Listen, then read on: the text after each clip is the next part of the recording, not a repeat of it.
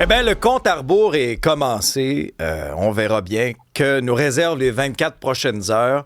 Est-ce qu'on aura, oui ou non, ces fameux tarifs, ces menaces de tarifs de 50% sur à peu près 500 produits canadiens? Là, les négociations se sont multipliées. On a senti le ministre Leblanc très présent à Washington dans les derniers jours, nous répétait à peu près tout le temps la même chose, parlait de conversations constructives. Et t'as Mark Carney qui, lorsqu'il a annoncé l'entente cadre de Churchill Falls, a été très prudent dans ses déclarations.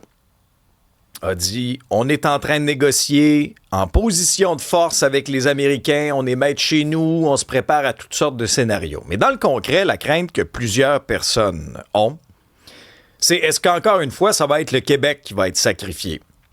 Puis parmi, on le sait, là, Trump, dans sa mire, il y a la gestion de l'offre.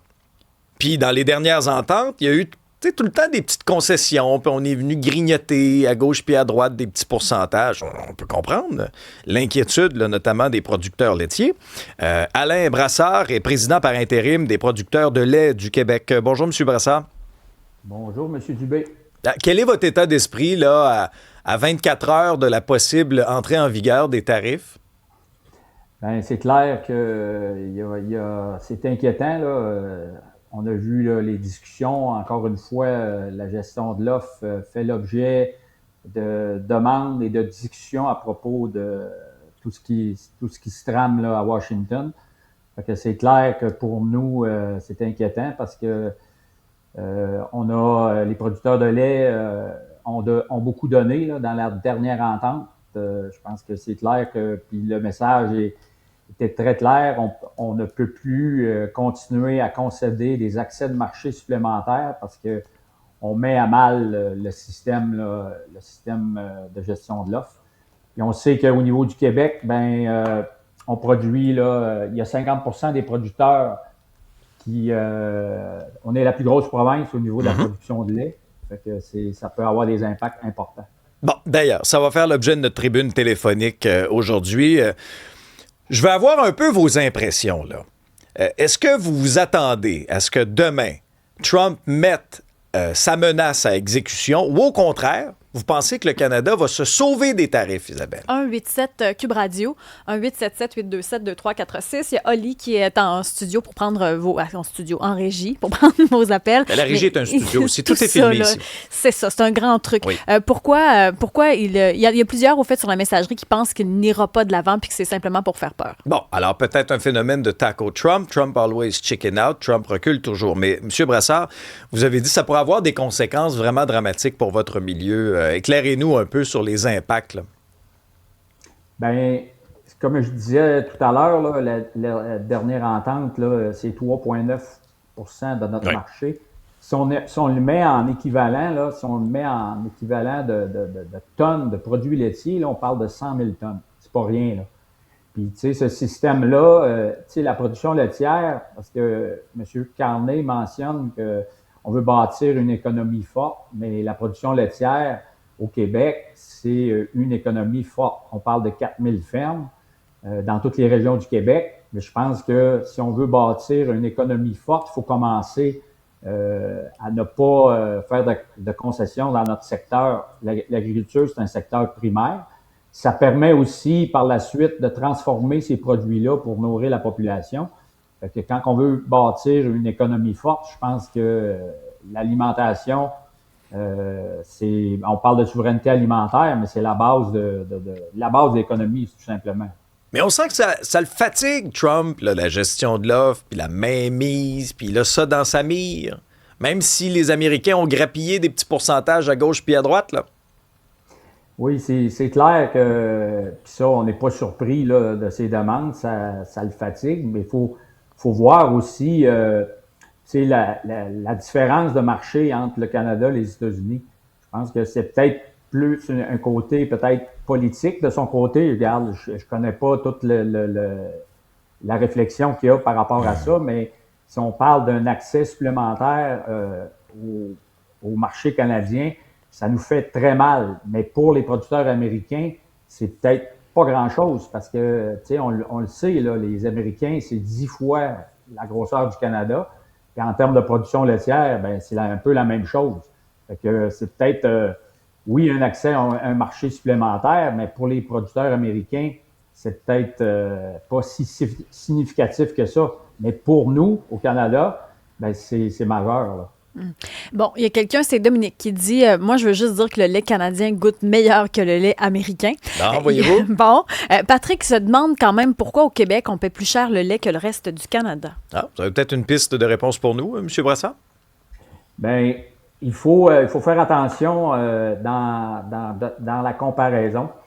Souvent, le lait, il y a plusieurs raisons là, qui expliquent des différences de prix. Au niveau du lait, ben souvent, c'est un produit qui peut servir d'appel dans les épiceries. Fait que souvent, il peut y avoir des rabais pour rappeler le consommateur. Puis, fait que ça, quand on compare les prix, il faut être très prudent. On parle de lait, mais il faut parler aussi des autres produits laitiers. Quand on fait des comparaisons, on compare le prix du yogourt, du fromage, ben à plusieurs, je pense que en moyenne, c'est même moins cher au Canada qu'aux États-Unis. Il faut faire très attention quand on compare le prix à l'épicerie. Puis il faut aussi considérer que le prix du lait qui est reçu au producteur et le prix à l'épicerie, ben il y a ça passe dans les mains de plusieurs intervenants. Fait qu'il faut être très prudent dans la comparaison. Bon, quelqu'un qui se nomme pas, qui dit, bon, les tarifs, c'est sûr qu'ils vont être en place parce qu'il veut mettre le Canada à genoux. Un autre point de vue, c'est le Québec n'est pas à la table de négociation. Comment on peut accepter que d'autres négocient pour nous? Ben, vous en pensez quoi? Je pense que effectivement, le Québec n'est pas à la table de négociation. Par contre, ce que je peux dire, c'est que le gouvernement fédéral doit considérer ce que ces provinces pensent. Puis on parle de la production laitière, mais il y a des boissons, les provinces ont quelque chose à dire. Fait que je pense qu'il faut considérer ce qui se passe dans les provinces. Puis entre autres, en production laitière, je le répète, on est 50% des producteurs canadiens. Il faut considérer ça. Là, je reviens à mon point de départ. M. Carney dit clairement qu'il veut bâtir l'économie, mais le Québec fait partie intégrante du Canada. Oui, mais c'est que le problème avec M. Carney, c'est qu'il n'a pas hésité à sacrifier le Québec sur certaines concessions qu'il a fait au président Trump sans rien avoir du tout en retour. En affaires, on dit souvent que l'incertitude, là, c'est terrible. Quel est un peu l'état d'esprit, là? Tu sais, qu'est-ce que vous entendez? Je ne sais pas, moi, est-ce qu'il y a des fermes laitières qui, si on cède un pouce aux Américains, leur survie pourrait même être menacée?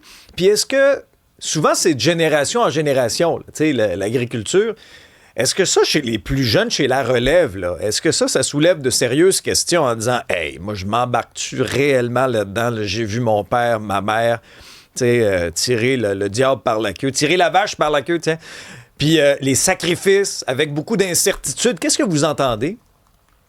Bien, c'est clair que ça peut amener, là, ça amène beaucoup de questionnements quand on entend des choses de même. Puis c'est lié à, je pense que c'est pas propice juste à l'agriculture. Là, quand on crée un climat d'incertitude, ben ça amène les gens à se poser des questions.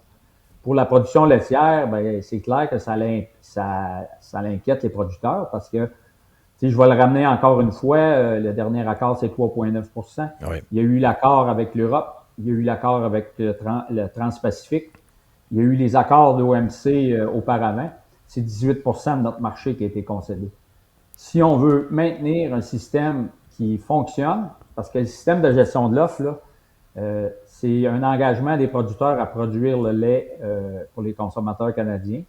C'est aussi une prévision au niveau des revenus, des prix aux producteurs, et non seulement aux producteurs, c'est aussi aux acheteurs, aux transformateurs et aux consommateurs. On a une régularité de prix.